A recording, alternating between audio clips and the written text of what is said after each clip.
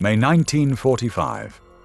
At a makeshift holding camp somewhere in northern Germany, there is a silence that does not sound like peace. Between crates and scattered equipment stand men in torn uniforms. Grey sleeves have been ripped off, insignia removed, buttons cut away. On some of the bodies you can still see fresh red cuts, marks where someone tried, hastily and painfully, to remove a tattoo. An Allied soldier kneels beside one of them. He lifts the prisoner's sleeve. Beneath the smeared skin, the faint outline of a letter becomes visible. A tiny A, part of a blood group tattoo, something far harder to erase than a name. The prisoner looks away. He knows what this mark means, and what it now means for the men around him.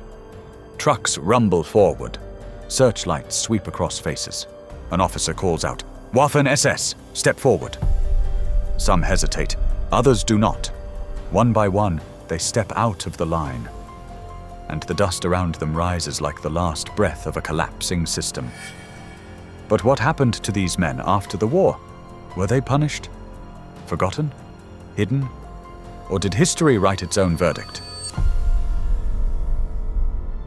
By the end of the war, the Waffen-SS was no longer a clearly defined formation.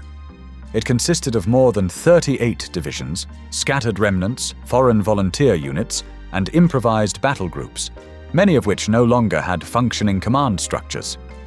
Its history was shaped by a dual character, militarily ambitious, ideologically extreme. For the Allies, one immediate question overshadowed all others. How do you distinguish between soldiers, perpetrators, followers, and those forced into service? Even before the war ended, investigators had gathered evidence: massacres of civilians, executions behind the front lines, involvement in deportations, participation in concentration camp labor detachments, and brutal anti-partisan operations. The Waffen-SS was not just a fighting force, it was a core pillar of Nazi domination. With Germany's surrender, Europe was physically liberated. But the Allies now faced the challenge of unraveling a network of violence and ideology. That had hidden behind uniforms, aliases, and in the final months, pure chaos. At the same time, there was growing concern that former SS members could disappear into the vast population of German POWs. The Allies understood this clearly. An organization built on ideological loyalty does not vanish simply because a war is lost. Controlling these men became not only a legal obligation, but a matter of security that would shape the future of Europe. Between legal responsibility, political realism, and the sheer scale of the task, a pressure emerged that demanded an answer. How do you dismantle an army whose identity was built not just on orders, but on conviction? The answer would take years and reveal more about the post-war world than about the war itself. The Allies began dismantling the Waffen-SS immediately after the war, but the reality they encountered was complicated. Many tried to conceal their identity. They swapped uniform parts, put Wehrmacht jackets over SS trousers, tore off insignia. Some posed as civilians, others volunteered as ordinary soldiers. A few burned documents or gave false names. But one detail betrayed them again and again. The blood group tattoo, a small marking, usually on the upper arm, intended for field medical use. It became one of the most important identification tools. In the camps, Allied interrogators began reconstructing the internal structure of the Waffen-SS. Many prisoners had spent years inside rigid hierarchies, yet now their statements contradicted each other. Shifting blame, claiming ignorance, insisting on coercion. The truth was more sober. The Waffen-SS consisted of several distinct groups: early volunteers driven by ideology, later recruits drawn by status or privilege, foreign volunteers, forced conscripts, and hardened veterans linked to documented atrocities. But regardless of motivation or origin, one fact remained. They were part of an organization inseparable from the Nazi system. For the Allies, this was not just a legal challenge. It was a question of European stability. Many internees were young, deeply indoctrinated, and had no civilian prospects. Releasing them too quickly risked destabilizing entire regions. An Allied report from the summer of 1945 put it bluntly.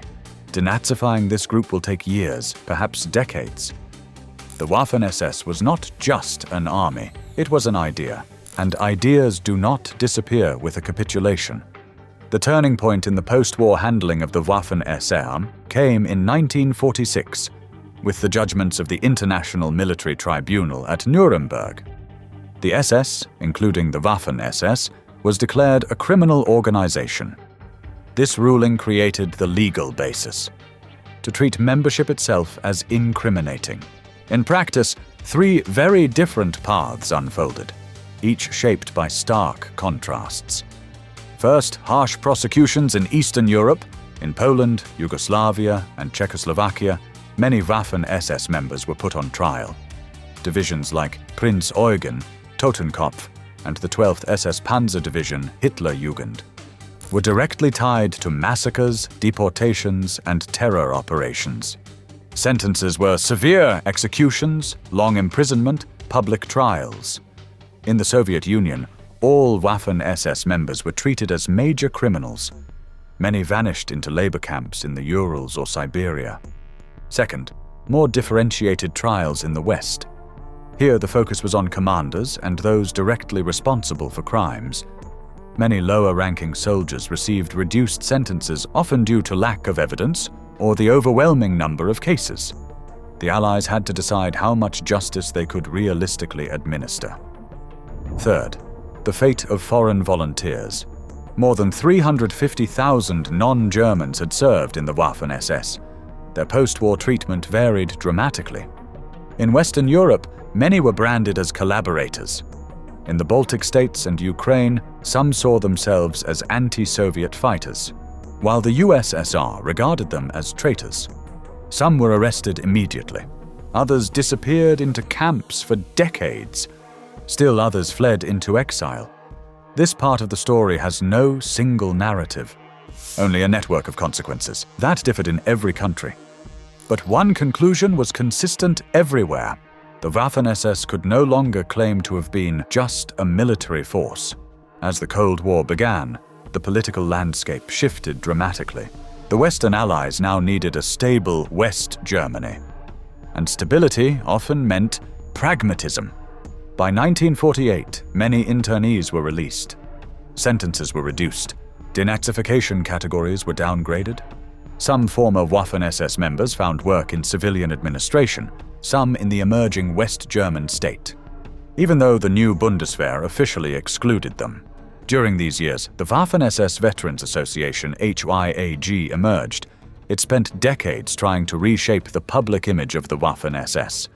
In its publications, the organization presented the Waffen-SS as a European elite, a supposedly apolitical fighting force. This portrayal was historically untenable.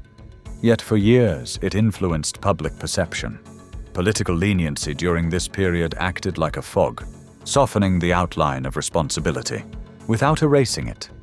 It was not until the 1960s and 70s that a new generation of historians began dismantling the myths. They demonstrated the Waffen-SS's deep involvement in occupation terror, extermination policies, and systematic war crimes. They showed conclusively that military performance cannot be separated from moral responsibility. The post-war story of the Waffen-SS became a mirror of Europe itself, a struggle between pragmatism, guilt, political interests, and the attempt to preserve historical truth, even when it is uncomfortable. Today, archives stand open. The documents are old, the ink faded. Yet the traces remain unmistakable. The Waffen-SS did not fade away overnight. It did not simply dissolve into the dust of surrender. It left behind questions, responsibility, and a history that still cuts sharply decades later. Sometimes a single sheet of paper is enough to hear again what once fell silent, a whisper from a time Europe must never allow to return.